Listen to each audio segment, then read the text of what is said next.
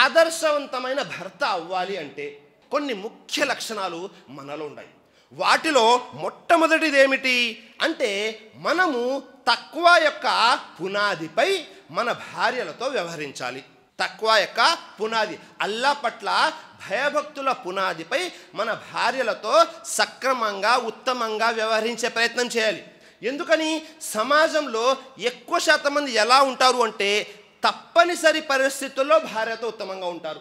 మనం సరిగ్గా లేకపోతే మన ఇంటి పక్క వారు ఏమైనా అనుకుంటారేమో, లేకపోతే మన కుటుంబ సభ్యులు ఏమైనా అనుకుంటారేమో, వాళ్ళ గురించి వీళ్ళ గురించి ఆలోచిస్తూ ఉండి మనకు ఎలాంటి అవకాశం లేదు కాబట్టి వారితో ఉత్తమంగా ఉంటారు కొంతమంది. మరికొంతమంది చాలా జాలితో ఉంటారు. ఎందుకని అంటే నేను నా భార్యని వదిలేస్తే వాళ్ళ తల్లిదండ్రులు ఎవరైతే ఉన్నారో వాళ్ళకి చూసుకునే స్తోమత లేదు, లేకపోతే వారి అన్నదమ్ములు ఎవరైతే ఉన్నారో వారికి కూడా చూసుకునే స్తోమత లేదు.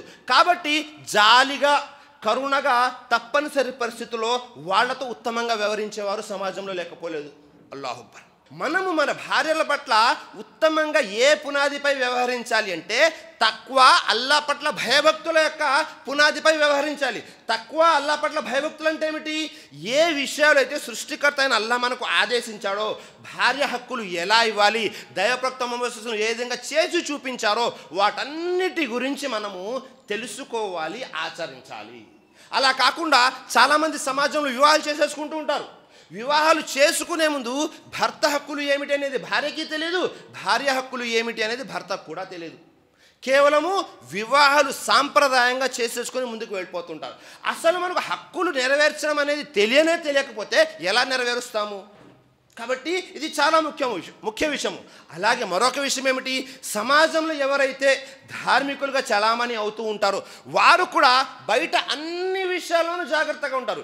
ఇంటికి వచ్చారు అంటే వారి యొక్క ధార్మికత పక్కకు వెళ్ళిపోతుంటుంది. ఇంటికి వచ్చారు అంటే చాలా కోపంగా వస్తారు.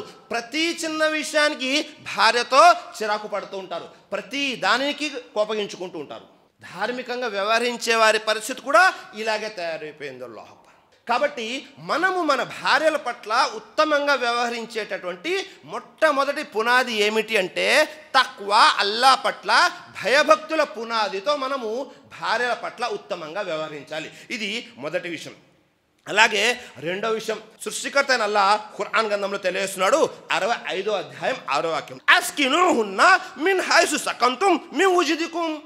నీ స్థాయికి తగ్గట్టుగా, మీ తాహతకు తగ్గట్టుగా మీరు ఎక్కడ ఉంటే మీ భార్యను కూడా అక్కడే ఉంచుకోండి. అంటే మన యొక్క స్థాయి ఎంతైతే ఉందో, మన యొక్క స్తోమత ఎంతైతే ఉందో దానికి తగ్గట్టుగా మనం ముందుగా వాడికి ఏం చేయాలి? నివాసాన్ని, గృహాన్ని ఏర్పాటు చేయాలి. సుబ్హానల్లాహ్. సమాజంలో చాలామంది ఈ విషయంలో నిర్లక్ష్యం చేస్తూ ఉంటారు. చాలామంది పట్టించుకోరు, ఎలాగో అలాగ వెళ్ళిపోదామని అన్న ఆలోచనలో ఉంటారు.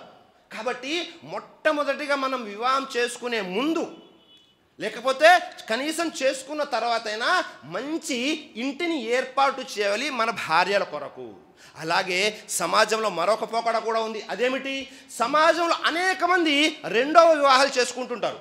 రెండో వివాహం చేసుకోవడం అనేది ఎంత మాత్రము తప్పు కాదు, అది సున్నత్కి సంబంధించిన విషయం. మీ యొక్క అవసరాన్ని బట్టి మీరు రెండో వివాహం చేసుకోవచ్చు.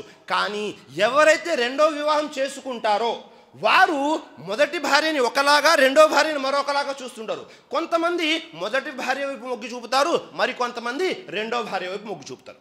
ఒకళ్ళకేమో మంచి ఇంటిని సమకూరుస్తారు, మరొకళ్ళనేమో ఏదో ఒకటని చెప్పేసి వాళ్ళని సర్ది చెప్పేస్తూ ఉంటారు. ఇది పూర్తిగా విరుద్ధం సోదరులారా. మనము ఒకవేళ అవసరానికి తగ్గట్టుగా రెండో వివాహం చేసుకున్నాము అంటే మొదటి భార్యని రెండో భార్యని ఇద్దరిని కూడా సమానంగా చూసే ప్రయత్నం తప్పకుండా చేయాలి. అలా కాకుండా సమాజంలో రెండో వివాహాలు చేసుకున్నారు అంటే వారు నోరు తెరిస్తే అబద్ధాలు ఆడుతూ ఉంటారు.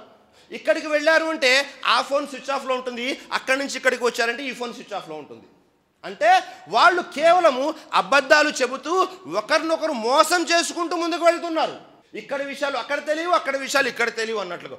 ఒకవేళ ఇలా ఉన్నాము అంటే మనం నష్టంలో ఉండే అవకాశం ఉంది.